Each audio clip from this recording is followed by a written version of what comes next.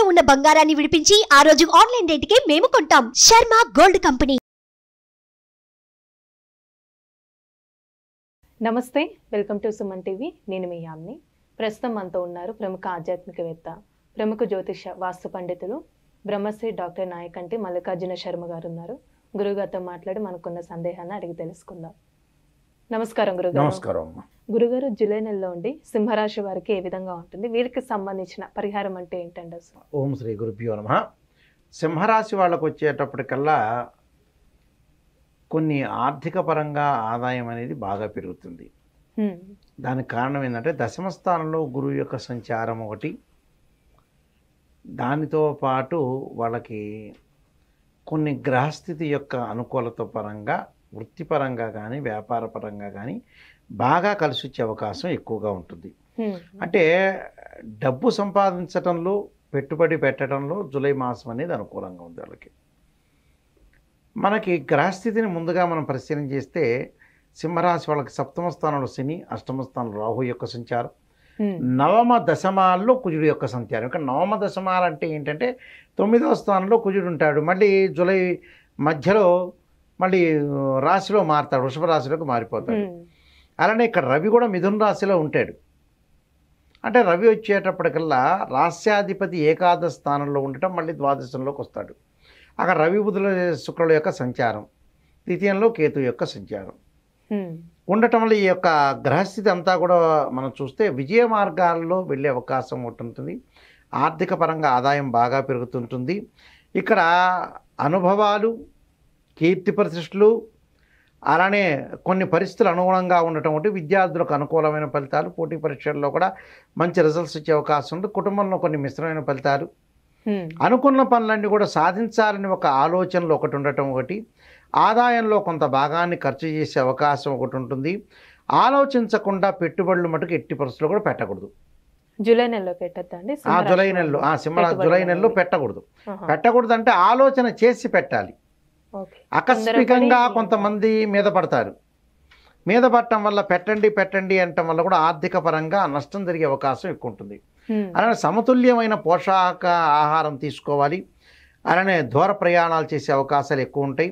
ఆరోగ్యపరంగా ఇబ్బందులు ఉండవు, కానీ కొంత వ్యాపకాలు ఎక్కువగా ఉంటాయి. విద్యార్థులకి రకరకాల క్రికెట్ ఇలాంటివన్నీ కూడా ఆడాలని వ్యాపకం ఒకటి ఉంటుంది. ఆ వ్యాపకాన్ని కొంచెం తగ్గించుకొని, ఈ కాలంలో సెల్ ఫోన్లు రకరకాలు ఉంది, ఆ వ్యాపకాలు తగ్గించుకొని ముందుకు వెళ్ళటం అనేది మంచిది. అయితే సింహరాశి వాళ్ళ గ్రహస్థితి అయితే అనుకూలంగా ఉంది. ఇక్కడ అనుకూలం లేదంటానికి వీల్లేదు, కానీ సప్తమ స్థానంలో శని ఉన్నాడు, అష్టమంలో రాహు ఉన్నాడు. అంటే అష్టమంలో రాహు ఉండటం వల్ల ఏంటంటే ఆరోగ్యపరంగా మెరుగైన ఫలితాలు వస్తాయి. దానితో పాటు ఏకాదశం రవి ఉండటం వల్ల వృత్తిపరంగా అనుకూలంగా ఉండటం, వివాహపరంగా ప్రయత్నాలు సఫలీకృతం కావటం, అనుకున్న పనులన్నీ కూడా సాధించే అవకాశాలు బాగా ఎక్కువ ఉంటాయి. అంటే విద్యార్థులకు విదేశీయానం ఉందంటారండి? విద్యార్థులకు విదేశీయానం అనేది లేదు. అంటే ప్రయత్నం చేసినా కూడా విఫలమయ్యే అవకాశాలు ఎక్కువ ఉంటాయి. ఆస్తి కొనుగోలు చేయటం, ప్రాపర్టీస్ను కొనుగోలు చేయటం, కుటుంబ ఆస్తులను బాగా పెంచుకునే అవకాశం ఒకటి ఉంటుంది. అలానే కోర్టు సమస్యల పరిష్కారం అయ్యే అవకాశాలు ఎక్కువ ఉంటాయి. కానీ ఏదో ఒక భావన కలుగుతుంటుంది, అంటే నేను ప్రయత్నం చేయలేకపోయాను, ఏది కూడా జీవితంలో నేను ముందుకు వెళ్ళలేకపోయానని ఒక ఆలోచన అనేది మారుతూ ఉంటుంది. అంటే ఆలోచన మారటం అంటే ఏంది, జీవితంలో మనం విజయం సాధించాలంటే ఏంటంటే కొన్ని విషయాలను వదిలేసుకోవాలి. అంటే జీవితంలో మనం ఏం తప్పు చేస్తున్నాం, ఏం పొరపాటు చేస్తున్నాం, చేయటం వల్ల ఎలాంటి ఫలితాలు వస్తాయి, అలాంటి విషయాన్ని మనం ఆలోచన చేసుకొని ముందుకు వెళ్ళాలి. లేకపోతే ఏంటంటే ఇబ్బందికరమైన పరిస్థితులు వచ్చే అవకాశాలు ఎక్కువ ఉంటాయి. అంటే శుభకార్యాలు జరిగే అవకాశం ఉందా అండి జూలై నెలలో? వీళ్ళకి శుభ కార్యక్రమాలు పాల్గొనే అవకాశాలు ఉంటాయి, కానీ జరిగే అవకాశాలు తక్కువ ఉంటాయి. ఎందుకంటే ఈ రాశి వాళ్ళకి శుక్రుడు పెద్దగా అనుకూలంగా లేడు ఇక్కడ. అంటే కళత్రకారకుడు ఆకారకుడు శుక్రుడు అవసరం. ఇక్కడ గురుబలం మధ్య రకంగా ఉంది. ఆర్థిక పరంగా ఆదాయం పెరుగుతున్నా కూడా వివాహాది శుభ కార్యక్రమాల్లో పాల్గొనే అవకాశాలు తక్కువ ఉంటాయి. ఆస్తులు పెరిగితే కోర్టు సమస్యలు పరిష్కారం చేయబడుతున్నాం, ఆర్థిక స్థితిగతి కూడా మెరుగుపడుతుంటుంది.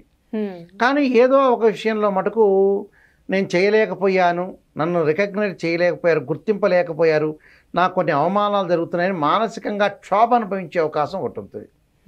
ఆ క్షోభను తగ్గించుకోవాలి. ఎవడో ఏదో అన్నాడని క్షోభ కాదు, కానీ వృత్తిపరంగా మటుకు నిర్ణయం కాదు ఇతను వీళ్ళకి. వృత్తిపరంగా నేను ఇది చెయ్యాలి, ఇది సక్సెస్ కావాలి, నేను ఇది చేస్తే బాగుంటాను, రోడ్ మ్యాప్ కరెక్ట్ తెలియదు. మ్మ్. అంటే చేయటం అనేది ఏదో ఒకటి చేస్తుంటారు, ఏదో ఒకటి చేసి నష్టపోకూడదు కదా జీవితంలో. అవును. మనం చేసే ప్రయత్నం అనేది కరెక్ట్గా ఉండాలి, నష్టపోకుండా ఉండటం అనేది చాలా మంచిది. అక్కడ మనం ఏదో అనవసరంగా నష్టపోయాము, ఇది చేస్తున్నాం అంటే గుడ్డిగా చేస్తుంటారు కొంతమంది, బ్లైండ్గా. మ్మ్. బ్లైండ్గా చేయకూడదు. మనకి ఏదైతే వృత్తి అనేది అనుకూలంగా ఉంటుందో ఆ వృత్తిలోనే సహకరించి మనం మనకి ముందుకు సెట్ పెడితే అయ్యేది ఇంకా. సెట్ అయ్యేది ఏదైతే ఉంటుందో దానిలోనే వెళ్ళాలి.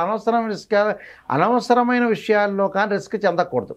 అంటే ఆర్థిక పరంగా లావాదేవీల్లో కూడా రిస్క్ చెందకుండా ఉండటం మంచిది. కొన్ని రెమెడీస్ చేసుకొని ముందుకు వెళ్ళాలి. అంటే ఎలాంటి పరిహారం చేసుకోవాలండి?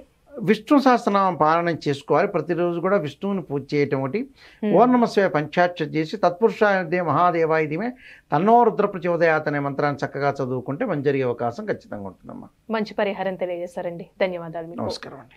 సుమన్ టీవీలో మీ పర్సనల్ అండ్ బిజినెస్ ప్రమోషన్స్ కోసం కింది నెంబర్కి కాంటాక్ట్ చేయండి.